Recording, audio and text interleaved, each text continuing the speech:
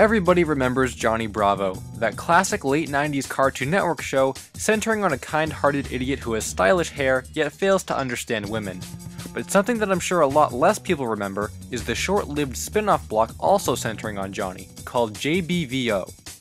JBVO, Your All Request Cartoon Show, was a weekly block of cartoons that aired on Sunday nights from April 2nd, 2000 to May 21st, 2001, before being cancelled due to its unpopularity. The block had Johnny Bravo as the host, and relied on viewer requests to determine which cartoons were played. The concept of this block was to create a live interaction between Johnny and the viewers, as the viewers could call in, write emails, and send letters to Johnny to not only request the cartoon, but also interact with the character over small talk and other real-world comments. Oh, hey Jacob, it's JB. Hey Johnny bro. Hey, how are things in Omaha? Pretty good. Really? It's rainy. Really, it's rainy in Nebraska. Little something for the ladies right there. Hey, are you posing daily, Jacob? Huh? Are you posing daily? You know, a daily is very important. Yeah. You know, I know the dude who made this Daffy cartoon did his daily. You do yours, right? Mm-hmm. Let me hear one. Like, haha. All things considered, the show was quite the clever creation, and required a weekly effort to gather all of the viewer comments and record unique lines of dialogue for Johnny to run the show every week. Unfortunately, this live talk show style is believed to be the reason why almost all content involving JBVO is lost. Aside from the series' low popularity to begin with, every week would have time-sensitive dialogue like the date, and real kids talking to Johnny over the phone. In order to save the illusion of a live talk show with a fictional character, Cartoon Network probably decided they weren't worth re-airing after their initial premiere, and popping in a videotape every week to record a show that would become lost more than 10 years in the future never crossed anyone's mind. The only surviving parts of JBVO include one full episode from January 5th, 2001, with all the cartoon episodes included, an October 22nd, 2000 episode containing only the Johnny segments and no cartoons, as well as various clips from other episodes and random bumpers and promos. If JBVO did air every Sunday from beginning to end, that would mean there are a total of 60 episodes out there, with again, only one full one and Johnny segments of a second one resurfacing. Even if it aired half as many times as that, and only 30 episodes were made, that's still mind-blowing that a single full episode has survived after all these years. But again, the whole time-sensitive live talk show idea certainly hindered the archival of this show. As mysterious as JBVO is in itself, there's arguably a more desired lost media interest to be had here, and it's popped up countless times over the years and is probably the most memorable thing to have come from JBVO. One of the rules of JBVO is that you couldn't request a half-hour-long show, only the usual 10-minute cartoons were used. Despite this, a girl allegedly once called into the show and requested for Johnny to play an episode of Dragon Ball Z. Albeit being reluctant, he proceeds to play it, except at a fast-forward's pace and gives his own commentary over what's happening in the episode. Who's that handsome guy? Hello, 911 emergency. Better bring out the reinforcements. He then apologized to the caller for the inconvenience. While countless recollections of this event occurring have been retold online, and I'm sure it did happen, there is technically no proof in regards to this event ever happening. Digging a little deeper, I was hoping to maybe pinpoint where in the JBVO timeline this request could have occurred to direct a search for recordings at a particular time of year, but considering Dragon Ball Z's original run on Toonami was from 1998 to 2003, it could have been anywhere, as JBVO's entire run falls right in the middle.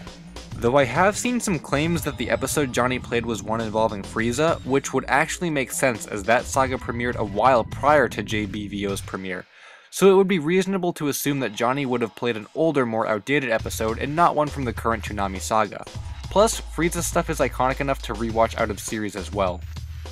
But that does it for JBVO and the claims of a fast-forwarded Dragon Ball Z episode. This is another one of those cases where it's unlikely that any kind of research online is going to yield the episode, as all of the stuff currently available for JBVO came after the obscurity and desire to document the series was had within the community.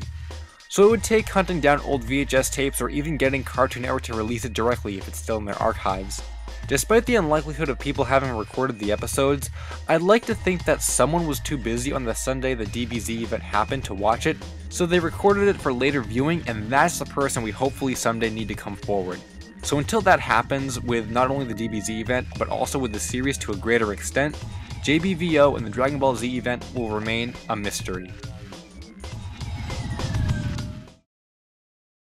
Every era of Cartoon Network can be defined by its most iconic shows that aired over a particular set of years. The late 90s yielded the likes of Dexter's Lab and Johnny Bravo, while the mid-2000s heralded Foster's Home and Camp Lazlo. But when it comes to the late 2000s, things get a little mixed. This was a combined result of Toonami being cancelled and the network trying to push their live-action agenda. It was such a strange time to be an avid viewer of the channel, and as a result I feel like the staple cartoons of the era fell victim to the times. For me, Cartoon Network's most iconic late 2000s shows were Chowder and Flapjack, and to this day I still feel like they were underrated and snubbed of a longer life. Chowder in particular is one of my favorite cartoons of all time, and to this day I'm still pretty shocked at its small 3-season run, though this short life on air probably contributes to its lack of lost media. Being such a huge fan of the show, I was really disappointed to find out that there wasn't much Chowder lost media in existence. The most extensive case I could find was something along the lines of a wider camera shot in one of the scenes of the original pilot, but that's hardly interesting or worth researching.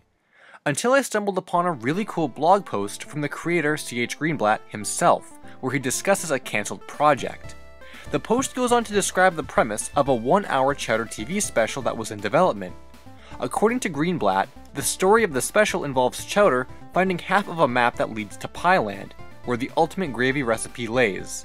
Panini has the other half, and it takes both of them, or true love in Greenblatt's words, to unite the two halves and journey to the treasure's location. Apparently there was even going to be a big kiss scene between Chowder and Panini at the end. What's more, is that this special was actually going to introduce new characters into the Chowder universe, the most prominent of which was featured in concept art in the blog post. His name is Picanahay, and he's the leader of the Pirates. Greenblatt says that Picanahay was the lead antagonist of the special who wanted the gravy recipe for himself. And if the name Picanahay sounds familiar, it's because the character was based off of actor Matthew McConaughey, and they were apparently hoping to get him to do the voice of the character. Well, unfortunately, this special never fully got off the ground and was shelved. Greenblatt further states in the blog post that if they had a little more time, maybe it could have gotten completed.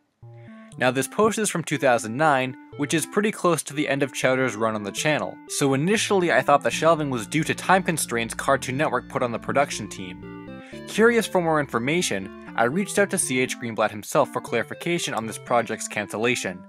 He confirmed with me that yes, it was shelved as a result of their quick schedule, but not due to the fact that Cartoon Network wouldn't let them get the project off the ground.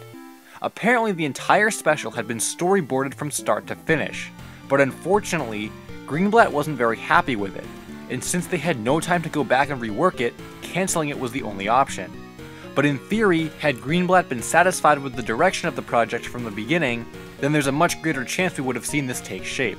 And it's a result of this unfortunate turn of events, where Greenblatt finished by saying they never attempted any more long stories like this that would have eaten up too much production time for the main series. It's actually kind of a shame that this never came out, not only because I really like Chowder, but also because it could have changed the outcome of the entire series.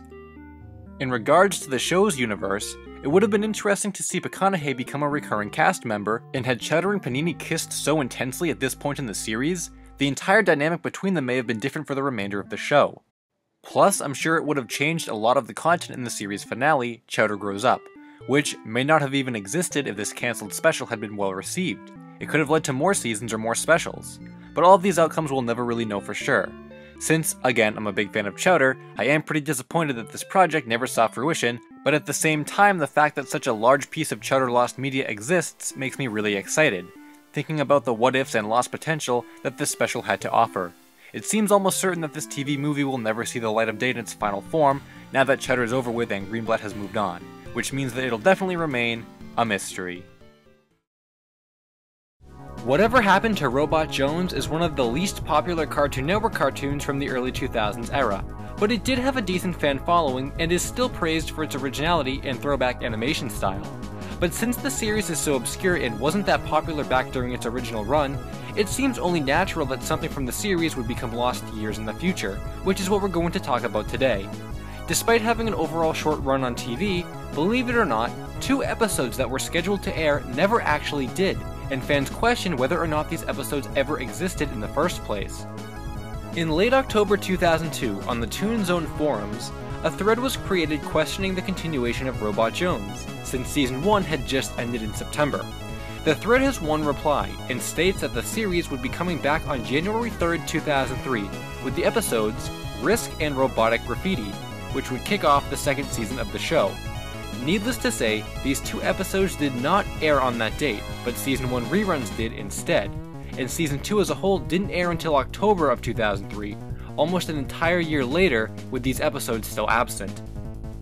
So that poses the question, what happened to these episodes, and do they actually exist?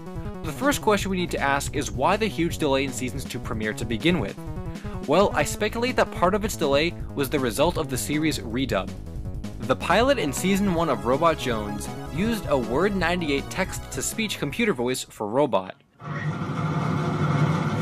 I can't take it anymore. Humans are illogical, inefficient, and they talk really weird.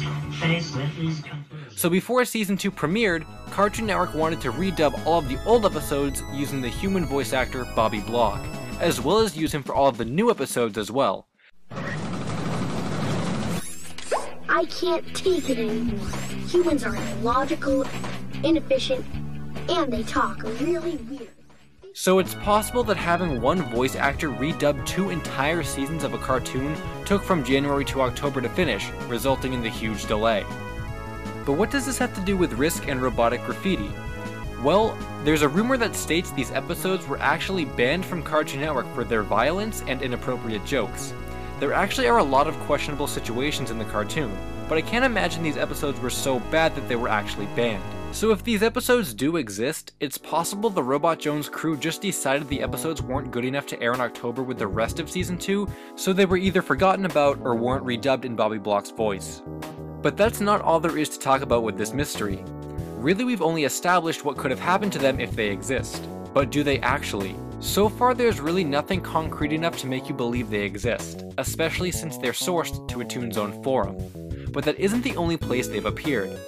There's another forum site online which directly makes mention of the episodes, along with the same alleged premiere date, only to be replaced with reruns.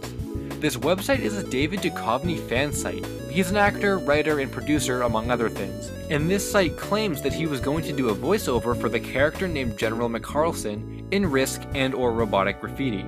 Now, the source of this information is not something we should take lightly.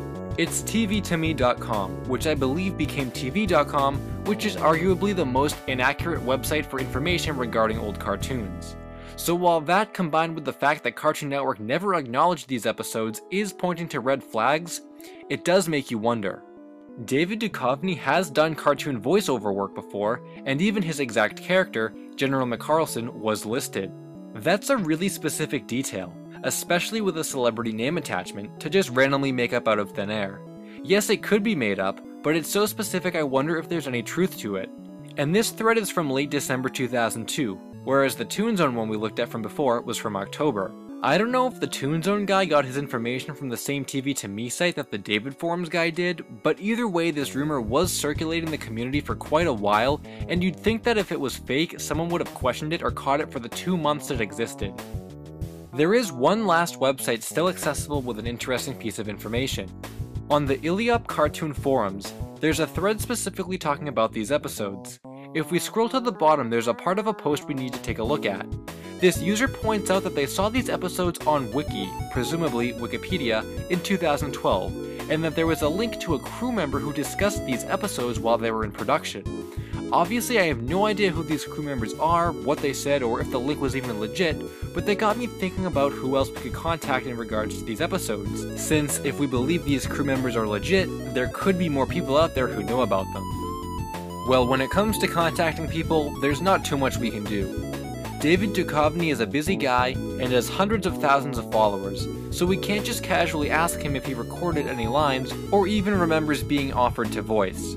The Robot Jones creator also seems to be off the map, but I like to contact people who aren't just the creators, so that leaves us with one person in particular.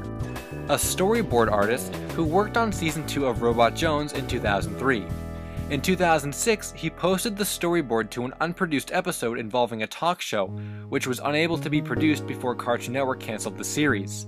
If we fast forward to 2013, there's an interview with the creator on Facebook where he makes mention of 3 unproduced episodes that were cut due to cancellation, and one of which is that talk show episode. This means that the storyboard artist definitely has connections to Season 2's production, and could possibly have the answers regarding Risk and Robotic Graffiti.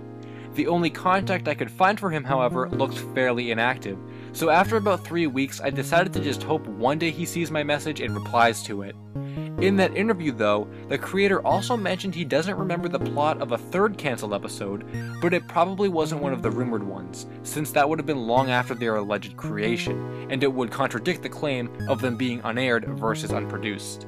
At the end of the day though, these episodes do sound pretty fake, and the story behind why they were never shown seems all too suspicious. But at the same time, parts of claims such as David Duchovny voicing a character, and the rumor of their existence surfacing all the way back to late 2002, does keep me a bit hopeful that there actually are banned episodes still surrounded in so much mystery all these years later after their initial surfacing. Robot Jones was a really short-lived cartoon with an odd production history, so hopefully time will tell if these episodes actually exist, or if they actually are just hoaxes. It's been a while since I've made a classic Failing Alice's Q mystery on the channel, and the reason for that is because it's been a while since a classic-styled Lost Media Wiki hunt has taken place. But not too long ago, a topic was brought up on the forums which reeked of mystery, and brought us all back to the time when the infamous Clockman short was lost. Well, it all started on the Lost Media Wiki forums, when James recalled a strange short he had seen as a kid that stuck with him ever since. He describes the short as a modern style of animation with minimalist lines and shapes. A man sits at a desk with a picture of his family when he noticed a cord attached to his foot. He follows it to the wall where he finds it's plugged in. Upon unplugging it, the narrator says something along the lines of, "and no one ever heard from him again." Most importantly, James recalled it airing on Cartoon Network sometime between 1995 and 1997 during a special showcase of short films done with different animation styles. Each film had apparently won an award, and the special apparently replayed all day long. And that's all James could remember. With a concept as cool as that and a mystery with as few details as that, it didn't take long to pique my interest. Not only does it remind me of Clockman, but Cartoon Network mysteries always intrigue me. So with that said, I decided to start the search. Except there wasn't much to search for. All I had to work with was a special block on Cartoon Network in the mid-90s. I kept making comparisons to Clockman, whose details of the search I didn't know much about, so I stopped by the Lost Media Wiki Discord to get some ideas.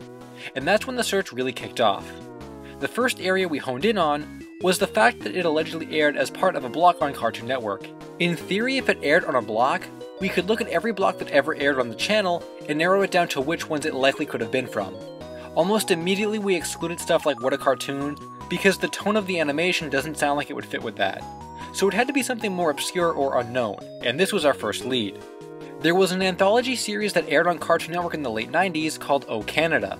This program compiled independent and original shorts from Canadian animators and rebroadcast them. I had never heard of Oh Canada before this, but thanks to a Wikipedia page, we could check out some of the shorts that they aired. And from the looks of it, Plugman could definitely fit in. The animations were weird, sometimes creepy, and most importantly, they were all award winners sourced from the National Film Board of Canada. While inspecting the shorts, I noticed that they were all uploaded from the Film Board of Canada's YouTube account. We looked for Plugman from what they had, but came up empty-handed. I assumed either the channel didn't have a full archive uploaded, or the short was not listed on the Wikipedia page for Oh Canada. I went on to contact the film board about Plugman, thinking that our answer just depended on whether or not they recognized the description of it, until the smaller details began to throw us for a loop. James insisted he saw Plugman on TV around 8 PM, in place of Two Stupid Dogs. Oh Canada primarily aired at midnight or later, with the earliest known airtime being at 9:30 PM. I was pretty in denial that Plugman aired on anything that wasn't Oh Canada, so I assumed it could have been a pilot or perhaps the debut of the series, and that the specific episode that Plugman was featured in was just never rerun again. What made this extremely hard to be sure of is that there are no Oh Canada episode lists, and I'm sure the Wikipedia page has to be missing some of the shorts, on top of the fact that Oh Canada has lost episodes to begin with. We slept on the progress we made in the Discord that night, and as certain as I was, I declared, it has to be something like that. Can't be a random one-off special, unrelated to something completely different. And well, that's exactly what it was. The next morning I was still thinking about it, but we were waiting for the film board to reply, along with more deconfirmation regarding Oh Canada. So I decided to pop by Captain Bizarre's Discord, who some of my viewers may know, when he found proof that the JBVO clip of Dragon Ball Z actually exists. I gave everyone the rundown of what we know so far, and in that moment the search had a new direction.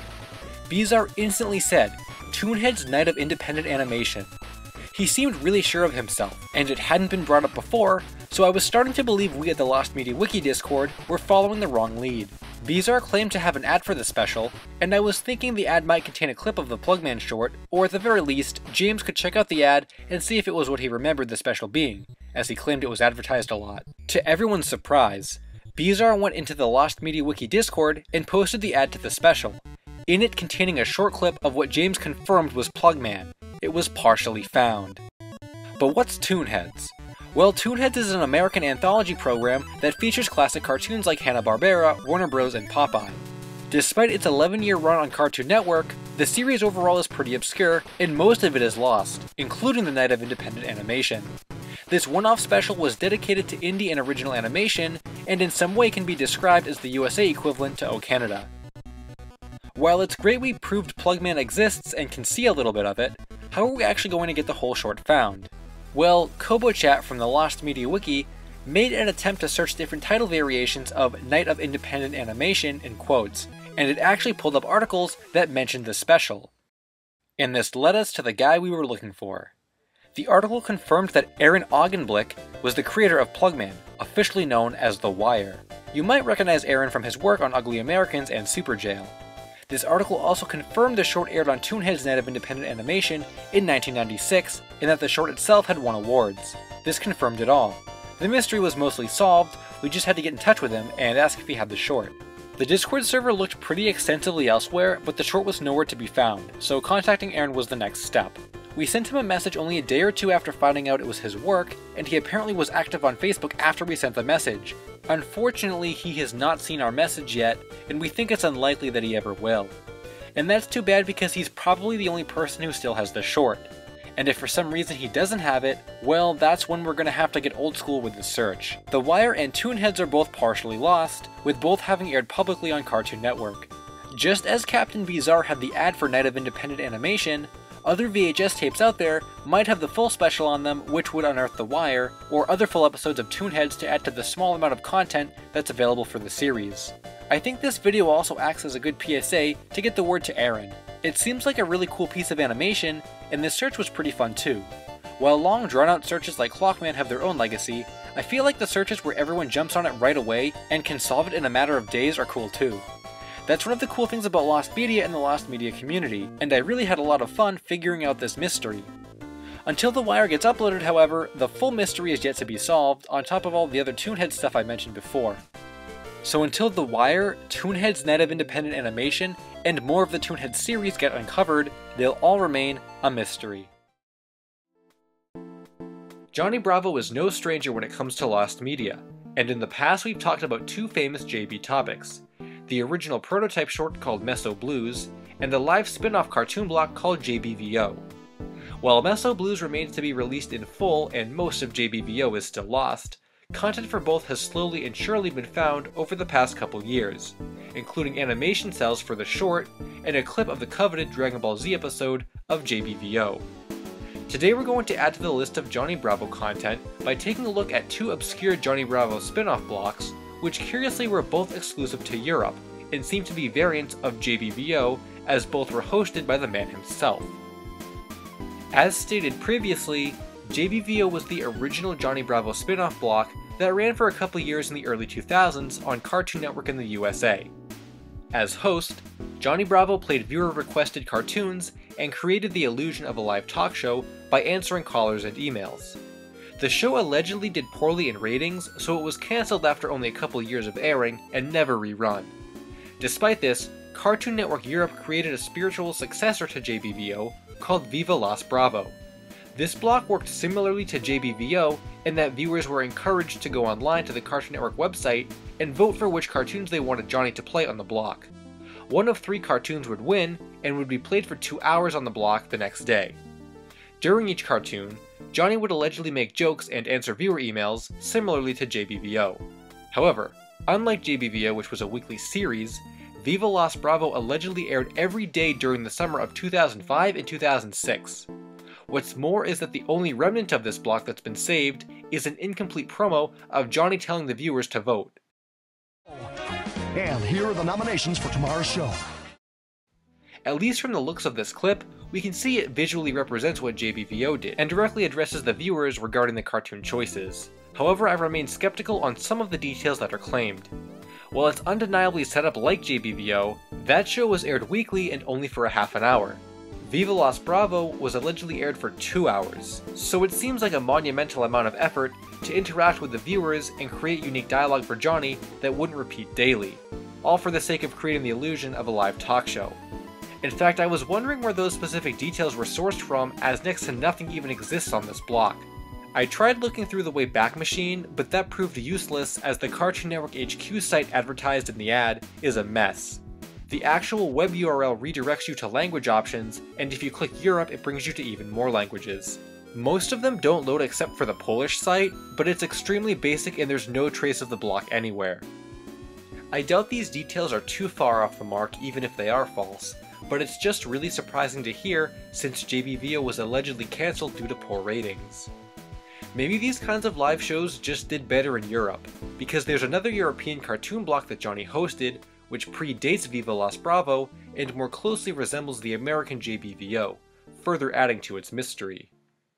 Online there exist only a couple ads showcasing a very obscure block called Toon FM. On the surface, it looks like a simple reskin of JBVO, since it reuses many of the same animation segments of Johnny. However, if you watch further, you'll see it gets much more original.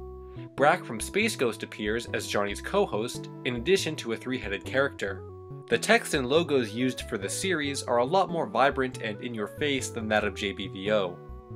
There's another ad that promotes a special live show from Tokyo, and the appearance of Godzilla, who looks to be a meteorologist. I think it goes without saying that Toon FM definitely looks much more experimental and crazy than what we've seen so far of original JBVO. It also had a much different air cycle than JBVO's half-hour prime time slot, with episodes of Toon FM lasting an hour and being aired in the mornings from 7 to 8 AM. This could be a result of all the additions that weren't present in JBVO. Needless to say, this is a show I'd really like to uncover more from, but unfortunately, the rarity of the ads should give you an idea of how rare this show is, as these currently are the only remnants of the show's existence. We don't have any actual content from the episodes themselves, and if it weren't for these ads in the first place, I doubt anyone would even remember the show at all. According to the Live from Tokyo commercial, it hints at a late 2001 air date, since the video game featured in the prize pack released in late 2001. The latest episode of JBVO we currently have is from June 2001, so it's unknown when Toon FM was created in relation to JBVO's run on American TV, which would be really useful information to know. It raises the question of why these features weren't brought over to America to spice up JBVO, or on the contrary, why so much effort was put into adapting JBVO for Europe when the series allegedly didn't do so well to begin with. Further adding to the intrigue is that the normal ad and the Tokyo ad are in 2 different languages, which means it's likely the series was dubbed over many different times for the different parts of Europe. Med snygg häck. Men fasiken är du? Hallå! Telefonen med torstjärnor i luren. Gissa röran och hoppas på turen. Johnny Bravo's in Japan with that weird little alien man. I got Mount Fuji stuck to my butt. The weather. You'd think more dubs would mean more chances for the show to reappear online, but that just doesn't seem to be the case. Although for some reason an article from 1999 that discusses a Toon FM radio show pops up. It mentions Cartoon Network and Johnny Bravo by name, but I don't understand what the article is trying to convey, or if it relates to the TV version of Toon FM at all. JBVO did premiere in 1999 in America, but I doubt there's any connection between that and this. The whole existence of JBVO seems to get stranger and stranger with the more we uncover about it, and there are so many oddities about the content it featured and the way in which it was aired that it truly is an enigma of Cartoon Network history, and it's unfortunate we can't get our hands on more of it. As I've said in the past when discussing JBVO, the Toon FM search is also limited to old VHS tapes as the series was not released on home media, and the episodes were probably not rerun. If you think looking for an actual show on VHS tapes is difficult, try searching for an obscure block that aired extremely briefly for about a month back in 2009. Cartoon Network ran a block called Johnny Johnny, which was only an hour long and ran one Johnny Bravo episode and one Johnny Test episode. One bumper exists online that features Johnny Bravo up next, but the Johnny Test version up next is still missing. I feel like I vaguely remember seeing this block when it aired on TV, but I'm not sure if there are any other promos or animations that were made for it that would be worth finding. While I was teasing this video on Twitter, one of my viewers recalled a bumper in which both Johnnies had an argument over which Johnny was the real Johnny. It's possible that could have existed, as the whole concept seems like something funny Cartoon Network could have done a lot with, but as far as I know, there's nothing else concrete online about it. While it's pretty cool that there's so much Johnny Bravo related lost media still out there that connects to each other, the overarching theme to consider is the true rarity and obscurity that lost media can have. All three of these blocks were aired on national television, sometimes for years at a time. Yet all that remains are short bumpers, and very few people that even mentioned the show outside of YouTube comments. I know when JBVO first got exposure from my video, people were really interested in a revival of the concept or some kind of official release from Cartoon Network. It's not entirely realistic to expect a Blu-ray release of every Viva Las Bravo skit, but it would be really cool to actually get a JBVO or Toon FM compilation from the network. In the meantime, we can be on the lookout for VHS recordings of the bumpers or other oddities from blocks like these. Preservation is really important, and these blocks do a great job at illustrating that. Until more comes forward though, Viva Las Bravo, Toon FM, and Johnny Johnny will remain a mystery. Whether you're familiar with the lost media scene or not, you've probably heard of things being banned before. One of the more famous examples of this is a scene from an early 2000s episode of SpongeBob where Squidward is seen getting blown up. This short clip was edited out of re-airings of the episode and banned from TV for its suggestive imagery following 9/11, though has since resurfaced and can be viewed. But not all banned cartoons resurface on their own or only get certain scenes edited. In some cases, entire episodes can go missing, and their existence is only a rumor that requires a higher power to give the fans the answers they need. This is exactly what happened to an episode of Dexter's Laboratory back in 1997. This show is one of those classic cartoons from the golden age of CN, and I'm sure most of you out there wouldn't say you remember it for being shocking or mature. However, there's one episode which might change your opinion on that. This episode focused on an invention Dexter created in order to remove the rudeness from Dee Dee's personality, which results in both characters falling into the device after an argument. The device does remove the rudeness from these characters, resulting in pleasantness, but the rude parts manifest into clones. The episode becomes a matter of how to stop the clones from being rude, which sets up the whole joke for the episode. What do you think, Dexter? I think it tastes like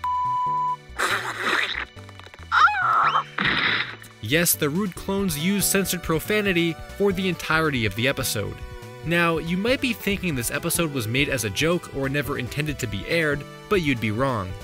Rude removal was created in 1997 during production for the second season of the show, and was intended to be broadcast on TV.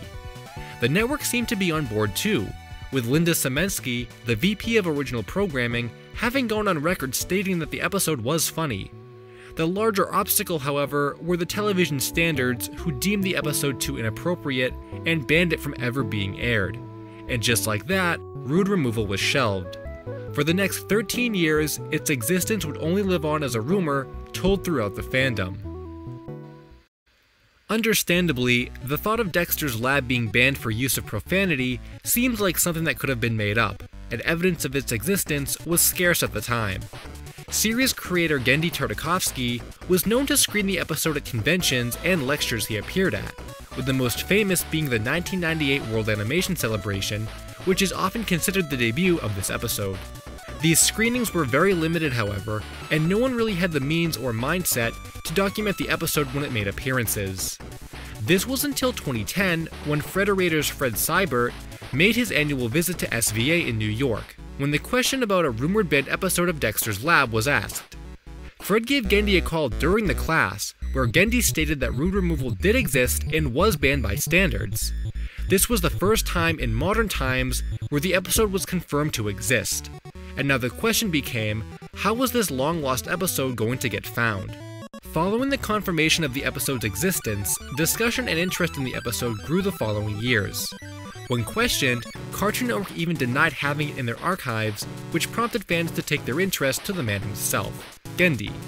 In a Reddit AMA from October 2012, a question about a possible release quickly gained attention and was met with a hopeful reply. Next time I do a public appearance, I'll bring it with me. Lucky for us though, we didn't even have to wait for that, as Adult Swim caught wind of it and began airing bumpers on TV that claimed they were going to unearth the episode and air it themselves, if there was enough interest.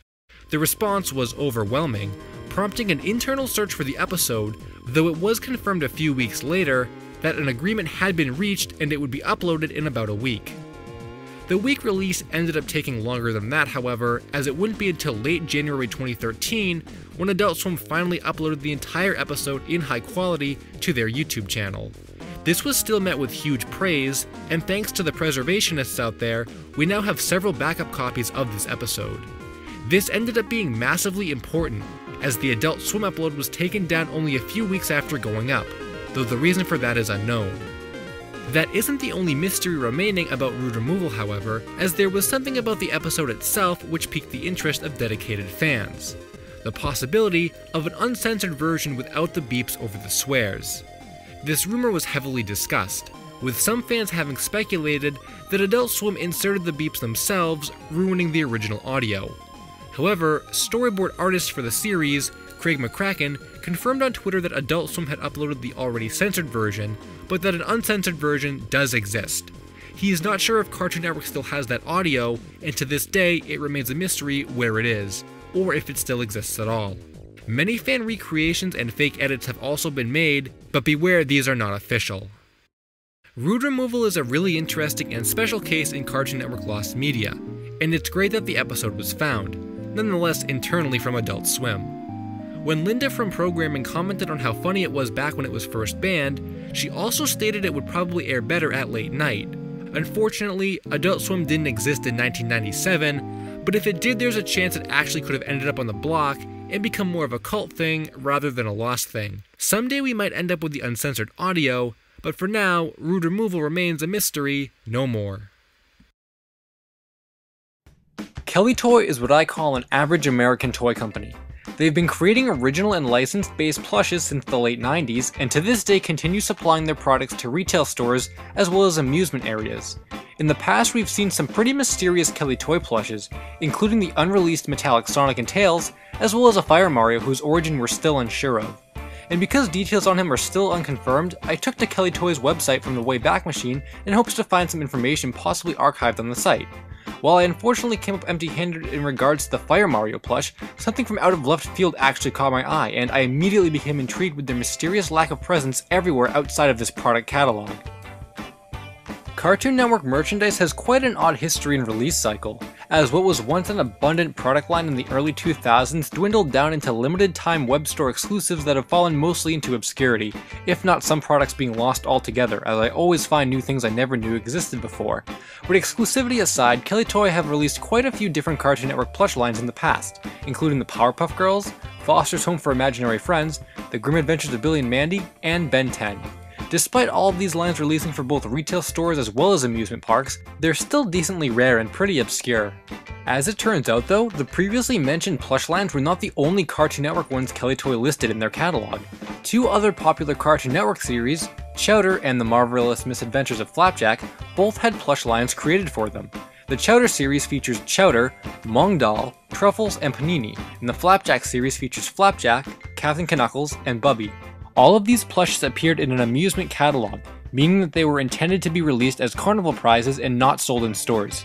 Even after you consider the obscurity and rarity that carnival prizes can hold, you'd think that someone online would have had an in-hand picture of at least one character, especially after considering multiple sizes of every character were listed for release. Well, in any case, no one has pictures. In fact, there is no other documentation on these plushes outside of the one Kelly Toy catalog in which they appear.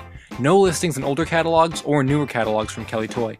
No in-hand pictures anywhere, not even a prototype or different angles of the plushes. With that said, are these plushes just holy grails, or were they never actually released? Well, something I've been doing a lot more recently whenever there's a mystery to look into is contacting people from companies who worked on a particular line I have a question about to get the official word. So in this case, I tried to find Kelly Toy designers or product developers from around the time these plushes were listed in the catalog. And surprisingly, Kelly Toy employees are very secretive. The people I found either had no online presence or their information was unavailable to me. So that leaves us to speculate and conjure up our own ideas about what could have happened to these plushes. In my opinion, the most likely scenario requires us to look outside of the catalog and Kelly Toy as a company and into Cartoon Network.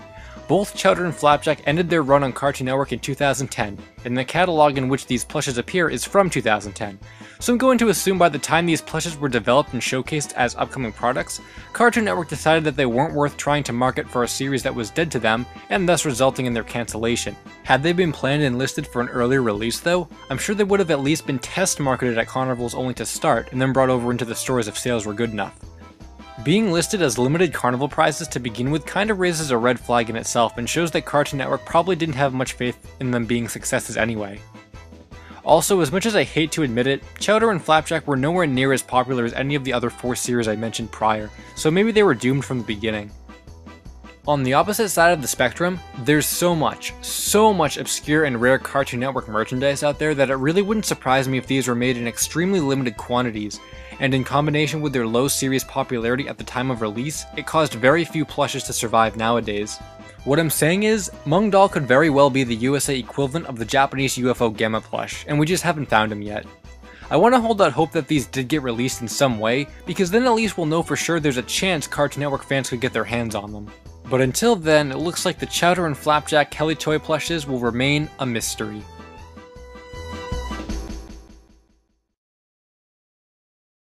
If you've been following my channel closely for the past few months, then chances are you've come across my stream playlist or maybe even joined one live.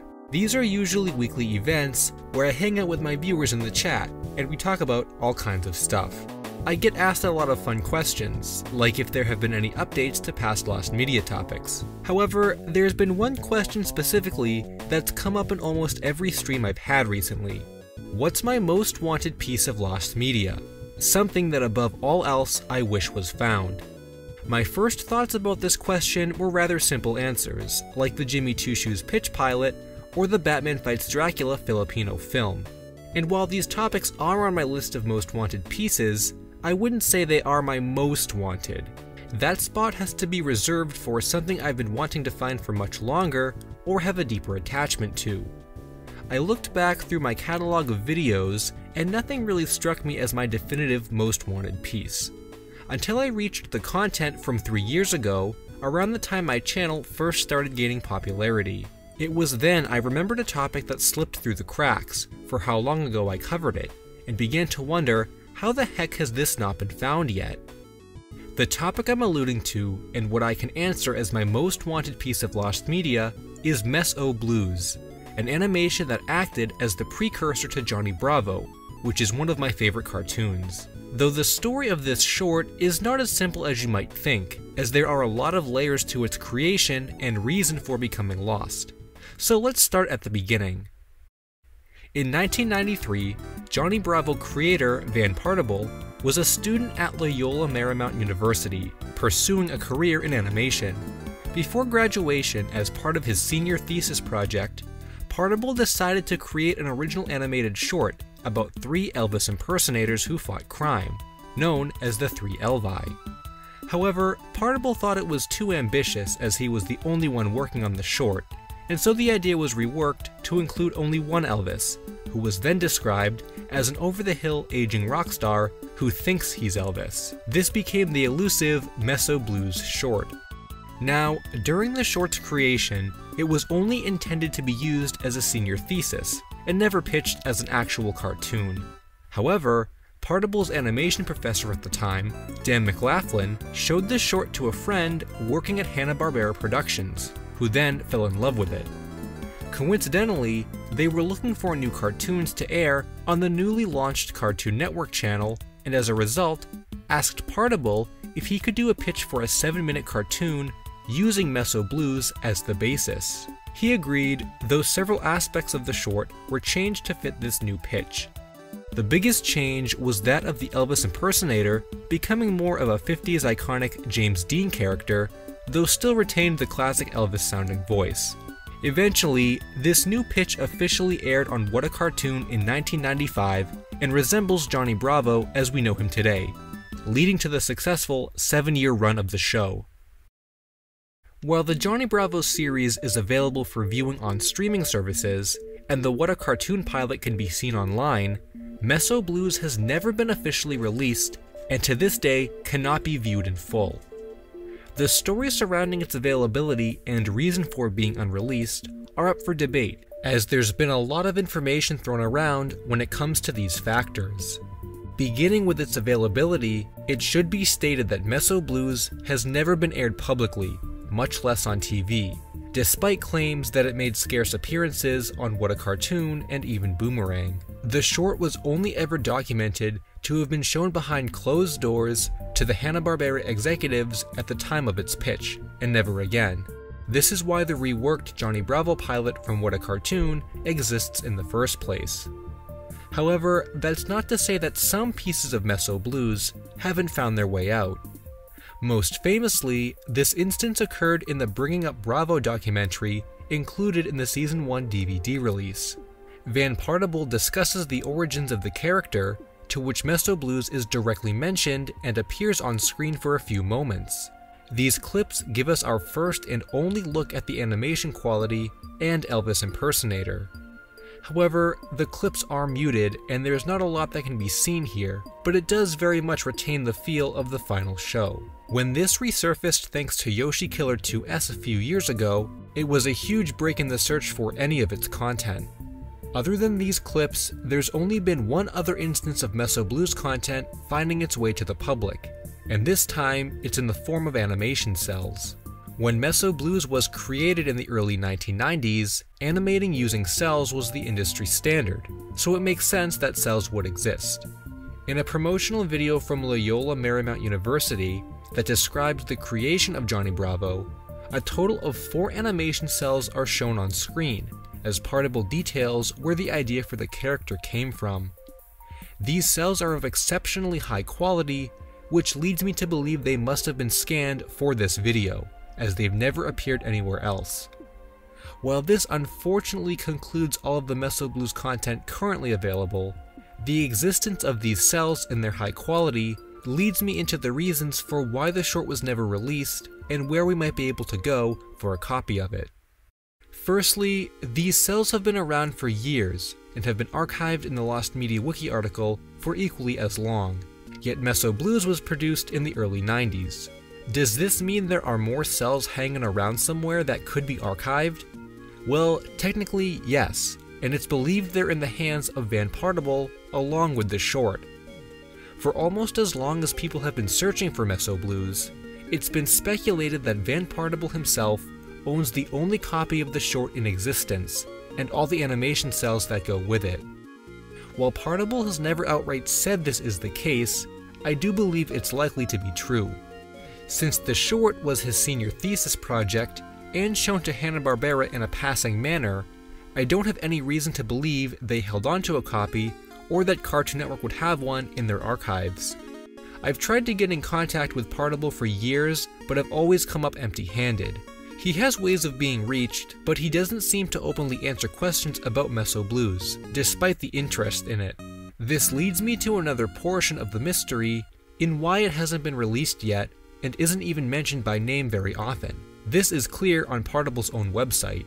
It's commonly believed that a large reason why the short remains unreleased is for the fact that Partible doesn't think it's very good in the first place, but also that an Elvis song called A Mess of Blues was used in it, and prevents Partible from legally releasing it.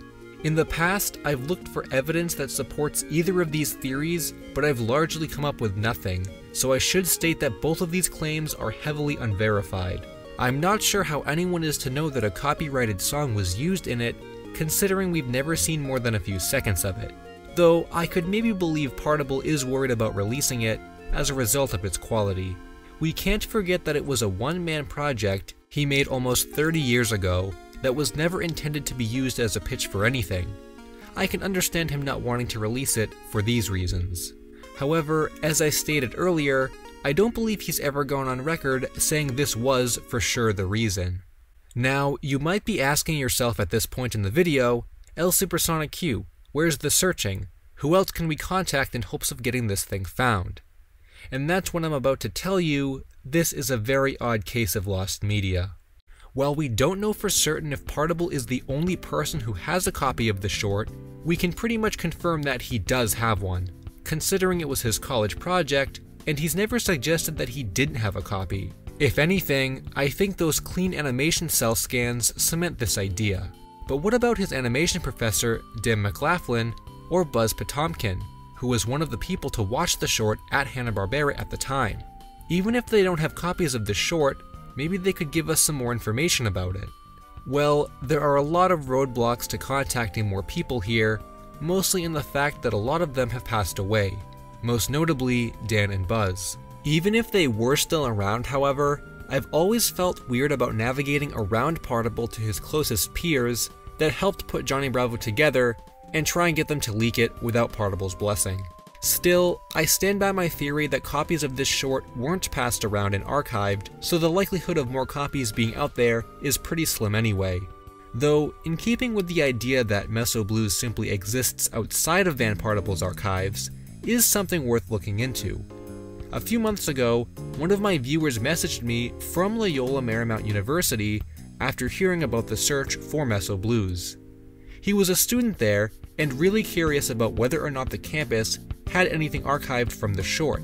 He searched through the library and other archives of work, but unfortunately came up empty-handed. My mind would have been blown if Meso Blues had been sitting at the university for all these years and no one thought to look, but that doesn't seem to be the case. It seems like Van Partible is the only chance of getting this released, and since he's still in the animation business and has a lot of pride for Johnny Bravo, I think that could happen someday.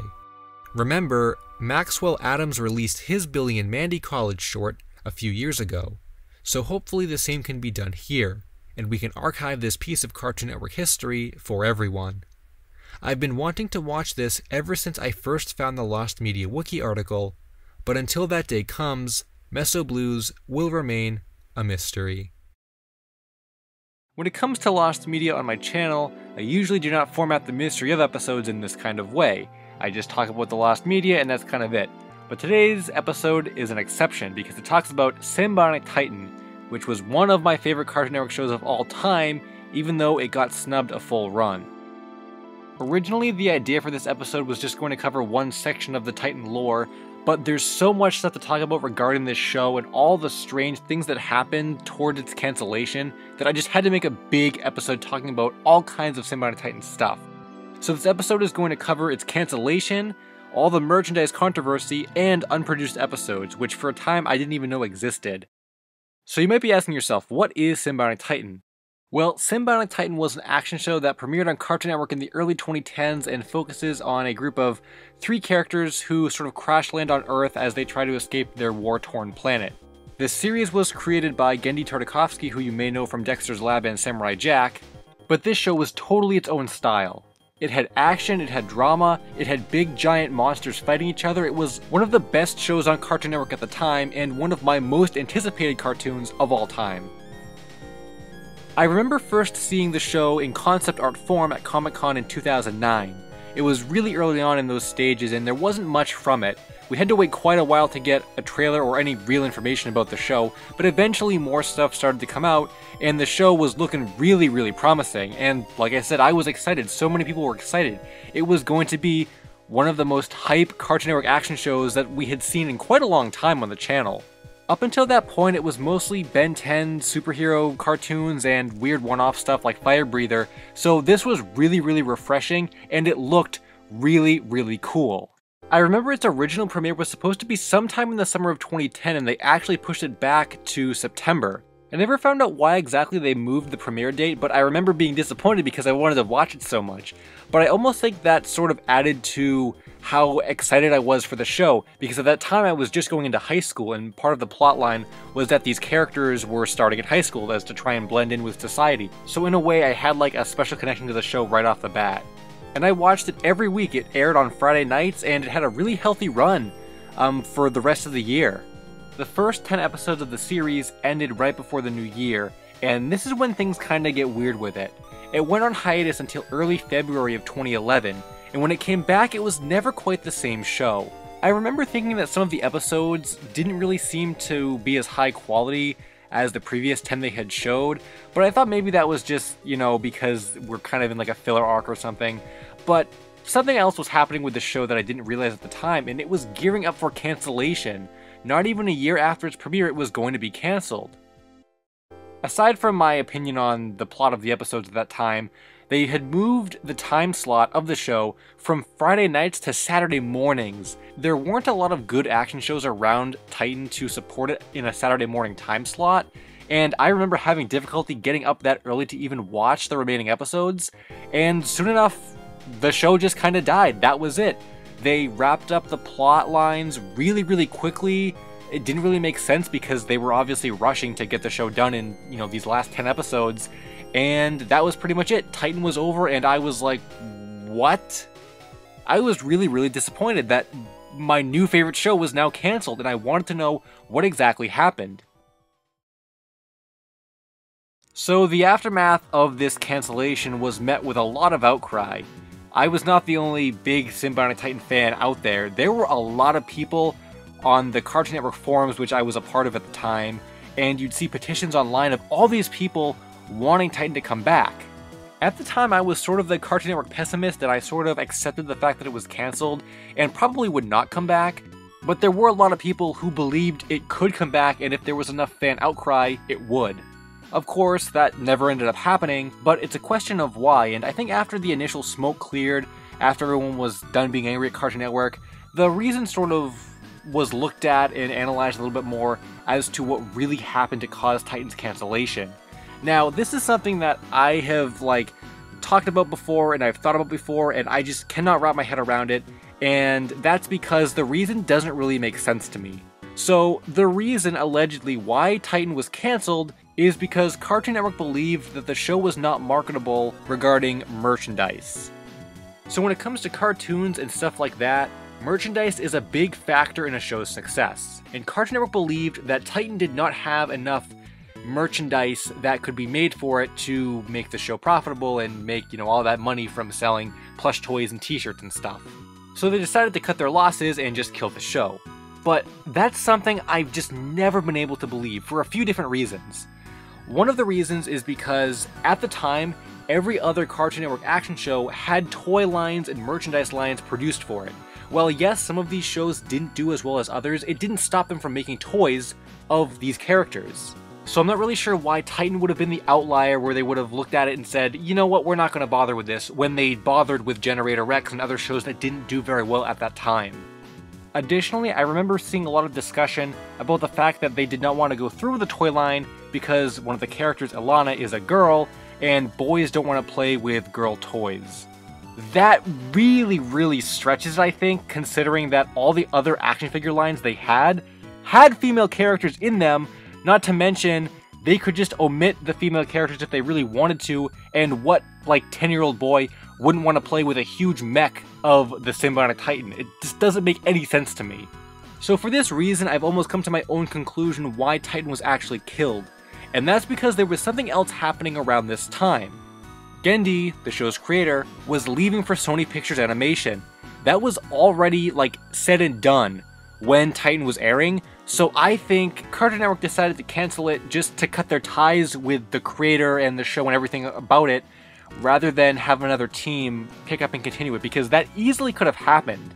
And considering the fact that Titan was getting competitive ratings to other shows during that time, it doesn't really make sense to me that Cartoon Network would decide, well, this action show is getting really good ratings, but we're not going to bother making merchandise for it because there's one female character in the show. It just doesn't make any sense to me.